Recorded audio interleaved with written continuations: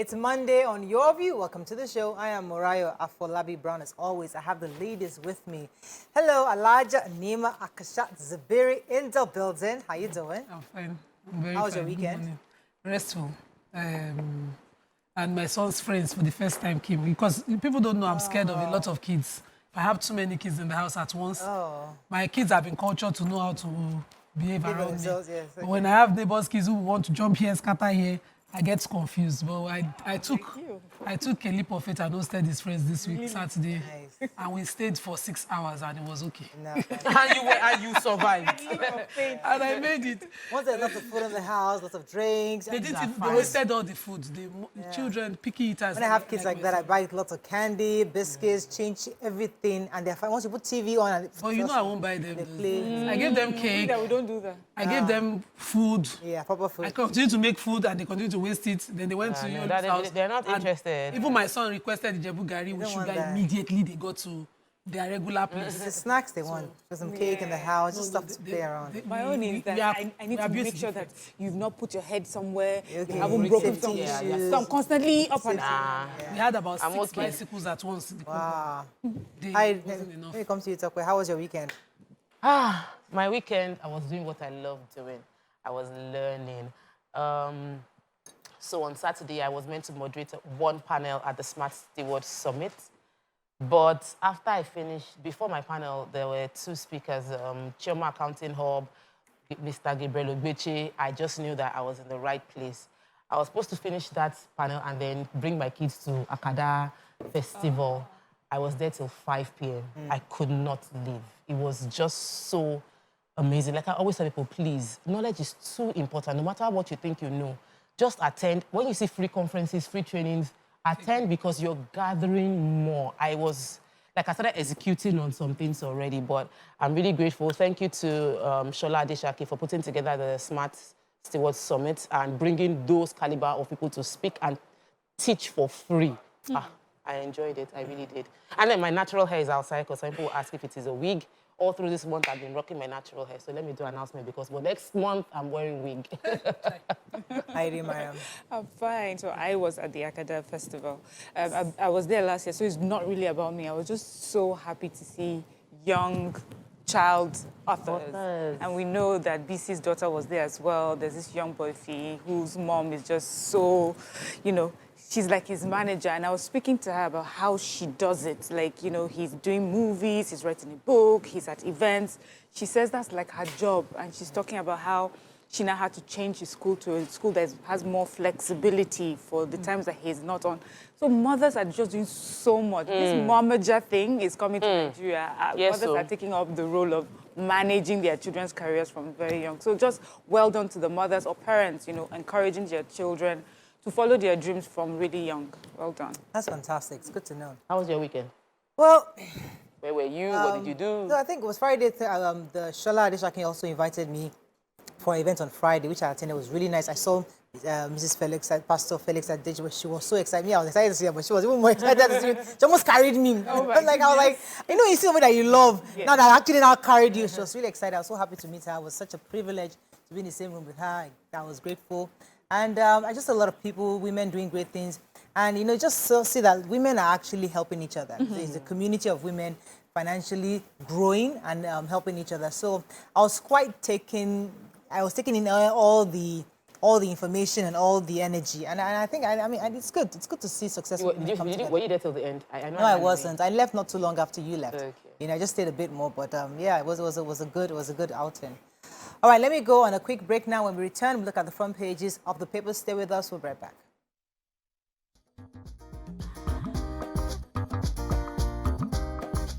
Stay tuned. Your View will be right back.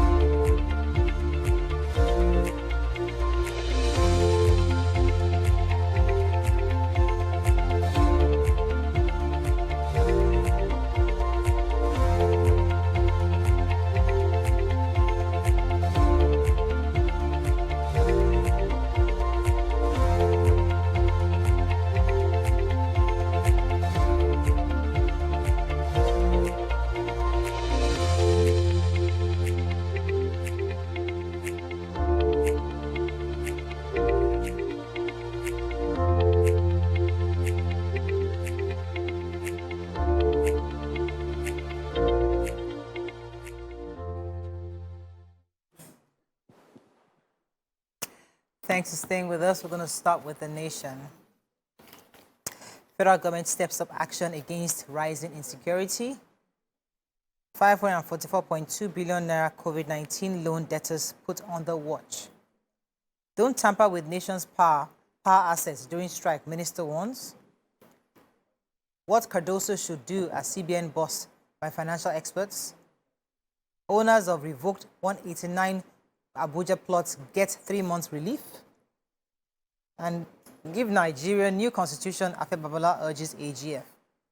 Okay, which story are we starting with? Let me start with the major headline because, of course, we know that insecurity has been happening, but Nation just took an inventory and all regions spoke in this particular article where the Arewa Consultative Forum is speaking, the Ohaneze Ndigbo is also speaking, and, you know, in the Southwest as well. So the military, security operatives, let me not say military because I'm not so certain, that were attacked in Imo State, you know, is also in the story. And Ohaneze Ndigbo is asking the federal government to beef up security in the Southeast. The Zamfara University attack, where staff, contractors, students were kidnapped, because what we heard originally was that only students were kidnapped from the hostel, but it was a group, different sectors that were affected. So the contractors working in the hostel around, staff staying with the students in the hostel, as students were kidnapped. They don't have a specific number in the nation. In the news we heard there were 30, 10 were rescued, but in the nation they said unspecified number and 7 were released as opposed to the 10 originally released. So Arewa Consultative Forum is also asking the federal government to do something about security in the north. Now, the president has directed security operatives to immediately go after the criminals. Yeah. This was, of course, through the spokesperson of the president, Ajuri Ngelale again. And I want to just believe that, aside this narrative of the, you know, president speaking and giving instructions, we'll see results. Because what this will do in the north, of course, is to create apathy. People will start to say schools and all of that. You know what we suffered from the Chibok experience? Did you see the video?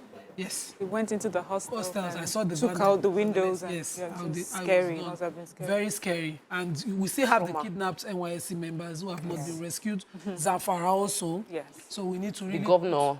Yes, he should sit up. And some governors have been able to reduce statistically the incidence of insecurity within their state. So if a state is struggling, it means that the governor hasn't been able to figure out who are the people funding it, what is spiking the crisis. I know in Niger State they were able to reduce illegal mining, and from doing that, it solved the problem. I know. He's given an ultimatum. He's also a new governor.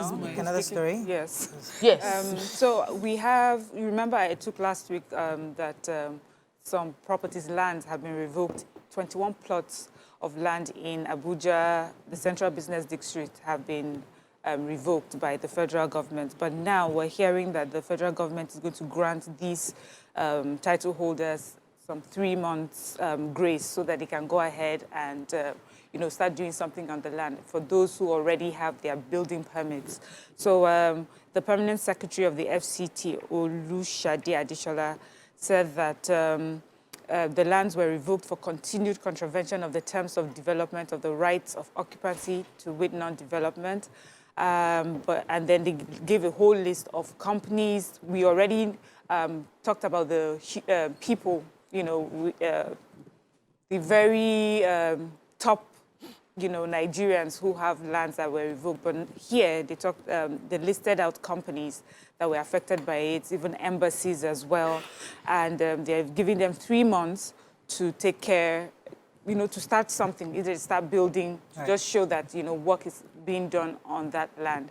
And after 3 months, I guess if you have not started, then it will be taken away from you. But there's so many, I'm looking at embassies like the Canadian embassy, Trinidad and Tobago, Cote d'Ivoire. And then I'm remembering stories of us in Ghana and how we were in our own opinion, mistreated because we did not pay rent, and we have left people to just buy land from and just go away scot-free. So finally, we're doing what we're meant to do. All right, so the Minister of Power, Mr. Adebayo Adelabu, was actually on an inspection tour of facilities at the control center ahead of his upgrade with modern technology, and he said that, he told the workers actually that the ministry is not against the industrial strike. If you recall, they had actually planned a 2-day industrial strike. He's saying that no matter what the circumstances are, nothing must push us to deliberately destroy our assets. I'm not against industrial actions. It's part of labor relations, but you must not destroy our property in Nigeria to cause Nigerians to be in blackout. Specifically, he was also saying that that he got information that the electricity workers attacked the control center in Osogbo, Osun State capital, with the intention to plunge the country into a blackout. He said that he will not allow that to happen, so he has spoken to the national security advisor, Nuhu Ribadu, to strengthen security around all our nationwide assets. We cannot, yes, you can strike, but you shouldn't take illegal actions of destroying our national assets and plunging the entire country into blackout. It's totally wrong and unacceptable. So I'm taking the story of the 544.2 billion COVID-19 loan debtors are now being placed under watch. So the targeted credit facility, which was done during COVID-19, was to the tune of 544.2 billion. And this fund was disbursed to a lot of Nigerians. When I say a lot, I mean out of the 544 billion, 261 was disbursed to 643 households.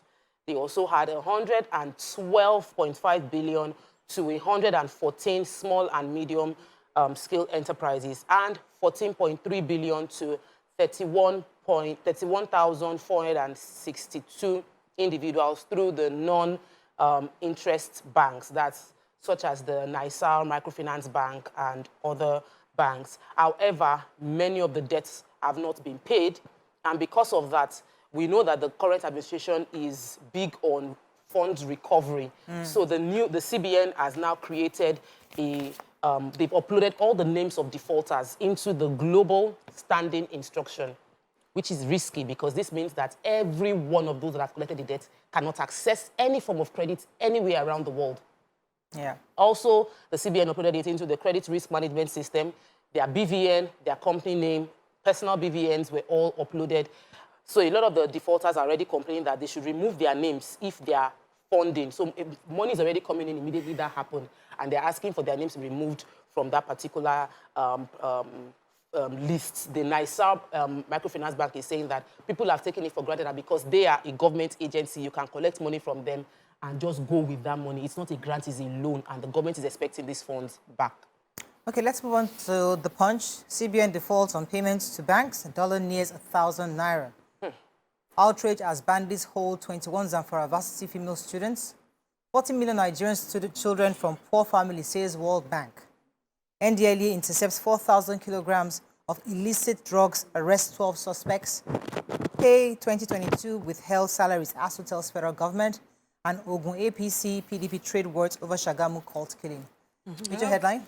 No, I have the ASU story. So ASU is asking the federal government that they withheld 2022 salaries that, the former administration withheld when they went on strike should be paid. And they are hoping that because government is a continuum, this will be done. They are saying, although, what's the other faction that was on the show? Koan. Yeah, The Congress of University Academics, led by Inish Sumono, they have met with the Minister for State for Education, Tanko Sununu, and they're saying that though that body is not speaking for them, they have not met with any official from this administration. Nobody has spoken to them. They're asking that this money is paid. I'm hoping that before the thing we turn to strike basis, that somebody will meet them, negotiate, or find a way, or a way to convince them. Whatever they need to do, they should do it immediately. Okay, let's go on a quick break. When we come back, we continue with our review. Stay with us. We'll be right back. Thanks for staying with us. We're still reviewing Punch. You had a story, Yes, Mariam? Right. I do. So NDLEA has intercepted 4 tons of illicit and controlled drugs in 7 states within a week. The spokesman is telling us this. They said the drugs include nitrous oxide. That's the laughing gas. That was something we were discussing quite recently. There's become, widespread. There was skunk, codeine syrup, methamphetamine, and tramadol. Of course, as you know, they will give us like a breakdown of how these arrests were made. So it just cuts across, various states in Nigeria. They explained that 1,194 cylinders of laughing gas with a total weight of over 2,000 kilograms were intercepted in a Toyota Sienna along Okene, Lokoja, Abuja Expressway. Then there was Onyebuchi Ipozo and Kenneth Igwe conveying this consignment to Abuja for distribution. Then there was another 99 cartons containing 594 cylinders, you know, weighing over 1,000 kilograms in a bus that was loaded, you know, and they're just different parts, yes, different parts of the country. Women are involved, men are involved, old and young, Sokoto State, Abuja, everywhere, just around the country. It just shows, well, thankfully, NDLA is doing a good job, we hope, but I feel that this thing may be so widespread that just NDLA may not be enough. We need community engagement. Yes. So, I mean, I saw the pictures. It was horrific. See the kilograms that we're displaying. Let's move on quickly now to Daily. So you have a story? Yes, I want to take the trading of words. A particular PDP lawmaker, Damilare Bello, alias Dre, was arrested in connection to the recent cult violence in Shagamu. Now, the APC claimed that with Bello's arrest, it is clear to them that high-ranking PDP members are members of cult groups, and that there's been a strategic use of cultists and thugs to carry out attacks within Ogun State, and that sometimes because these high-ranking PDP politicians know about the attack, they would travel within that period to claim alibi that they were not in the country, the attacks would take place, and then come back to take the benefits of the attacks. However, the PDP publicity secretary has already said that that's not true. They are alleging that the APC in Ogun State also used thugs and cultists to beat up members of the PDP party in the Ogun State Governorship Tribunal. So it's a trade of words between the APC and the PDP. However, caught in the middle are cultists attacking Ogun State citizens that were not protecting. So it's not about whether they are affiliated to one party or the other. The point is we need to reduce, preferably stop the activities of cultists within the Southwest region. Daily Sun. Tinubu orders immediate rescue of abducted Zamfara female students. David Mark hits INEC hard on 2023 elections, describes poll as the most controversial in Nigeria's history. UNIZIG dismisses 3 staff, suspends cleric, 14 others for misconduct. Atiku accuses president of misleading Nigerians through propaganda. Again, Nnamdi Kanu's American lawyer demands immediate release. Don't panic, you regain your greatness soon, Nwanya Wood counsels Igbo. Which story are we taking in Daily Sun? Should I start with the president of the Ohaneze Ndigbo chief, Emmanuel Nwanyawo, yesterday urged Igbo not to be dismayed over the situation of the region, saying things will soon turn around for their betterment.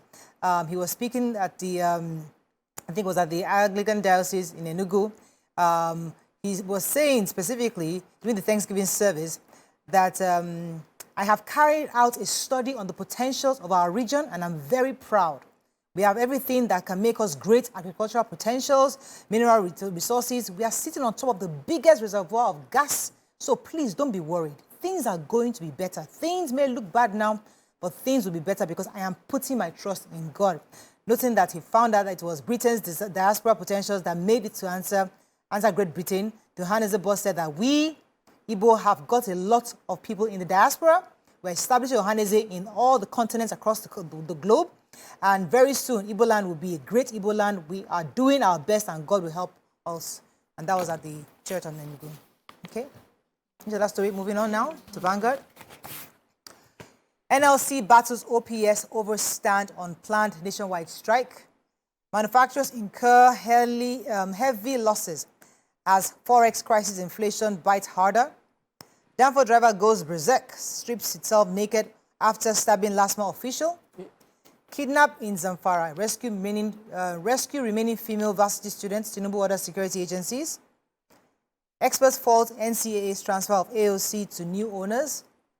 Nnamdi Kanu's attorney Bruce Fine renews call for his release. Wike revokes 22 allocations, gives 21 embassies 168 others 3 months grace. And Onga, Tinubu will revamp Nigeria's economy and boost energy sector, says Ron, FLNG boss. Okay, which story? The Danfo driver story. So this Danfo driver plying the costain Iwozikmori axis decided to pick passengers off the road instead of parking at the bus stop. I drove right past there. Okay, I saw. I saw it was naked. They was beating the guy. I saw my kids close their eyes. I see a naked man. I didn't know that's the story. Exactly, that's the Maureen, story. exactly, I was right So there. the last man official that led the team, Officer Olajide Olukoga, said that because he had done that, he was arrested. A team of police officers and last man arrested him. He got out of the car, took a knife. How do you have a knife while you're driving a commercial bus? But he stabbed the officer. When he saw what he had done and that the last man officers were certainly not going to let him go, he went naked, tried to cause commotion to distract and all of that, but he was eventually arrested. Oh my God. I just hope that, we can do more for these last man officers. Yeah. Because on the Badagry, on the expressway this morning, there was no need, there was no traffic. It was coconut, but people were on one way from Sele. Nothing. And that's why I couldn't make it to work on Thursday. The traffic officers would allow tankers to take one way from Alakija inwards the tank farms. And so all of us would just be sitting there in traffic for hours, all the way to barracks. Unnecessary traffic. We can do better. When you try holding them, this is the kind of things that This is the kind of things that happen. So we need to do better for them. Let me take Nnamdi Kanu. Bruce Fine, the International Council of the Detained IPOB leader Mazen Nnamdi Kanu, has renewed the call for his immediate release. In an open letter to President Tinubu yesterday, he called for the release according to the nation's Human Rights Council, United Nations Human Rights Council working group in the arbitrary detention for Kanu's unconditional release. He's saying that Fine is capitalizing on the emergence of a new leader in Nigeria, Tinubu, to renew the call for Kanu's release in the hope that the new government will be more agreeable to a peaceful settlement as opposed to the former president's hardline stance on the matter. So, major headline, NLC? No, I'm just talking about businesses. Businesses are my constituency. Yes, it's in Vanguard. So Financial Vanguard carried the story about the fact that the impact of the devaluation of the Naira has had on businesses. According to the Nigerian Bureau of Statistics officially, in the H1, that's the first quarter of 2023, inflation rate was 22.79%. And they said that the dollar rate used to be 448 in the official market, and now it is 823 in the official market. And that this has created the severity of this challenge has caused many businesses to suffer. The manufacturing industry of Nigeria is picking up, even reflected even within the companies on the stock exchange. Most fast-moving consumer goods have recorded increase in the cost of acquiring their raw materials. So the conversation is appealing to the acting CBN Governor Yemi Cardoso, as well as Doris Uzuka Anete, who is the Minister for Industry, Trade and Investment, to step up whatever they are going to be doing. The report is saying that the most fast-moving goods is not reflecting this major, that is, they are still profitable. The price change is not huge, but we were here when Dr. Lubi Manuel was saying that when policy changes, the impact is not even felt until 6 months after. So some of these businesses have bought a lot of things and they're not feeling it yet, but by the next, when we get into next year, it would affect their bottom line, and we don't want to lose more businesses than we're already losing right now. So I'm hoping that both the minister as well as the acting CBN governor would change. You have to wrap up quickly. The Nigerian Tribune find a story if not taken. Security lapses must be investigated, says Amnesty International. Out of school, Nigeria needs over 300,000 new teachers, says TRCN. Nigeria facing confidence crisis in forex markets, CPPE tells CBN governor.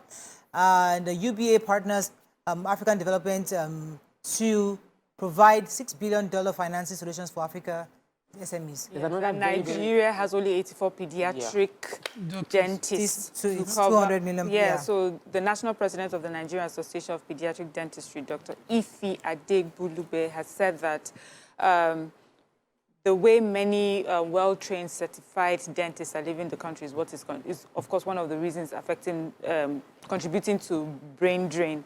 He says that part of the challenge is facing oral health care in children is the fact that only 84 pediatric dentists are attending to children in Nigeria. And you can tell easily that more than half of these ones are in Lagos and in Abuja. Do you understand? Yeah. Then you have just a few. He says that, dental health is very important, especially with children. They need to start imbibing proper health, dental health habits from when they're children, because problems will take, it would transfer to adolescence and adulthood. He talks about how it's very expensive, really, also, dental health care for children, because the equipment that they use is mostly imported. They're very expensive Which one that they make to for you? maintain and yes. So all those is part of why it is so expensive, you know, for that. But he also mentioned that, things like polishing of teeth, scaling, that they're not just for aesthetics, that they're actually really important to help with dental care for children. I know how much it Even worst costs. case, My the own story child, of the out of school, so Yeah. 300,000 teachers are needed to meet the need for, or more. They said, or more. That's so where's everyone? No Canada. teachers, no doctors, no dentists, Canada. no, where are they? Canada and US. UK just opened something for teachers last So this year. that's all we can take on Front Page Review. When we come back, move on to the hot topics. Stay with us. We'll be right back.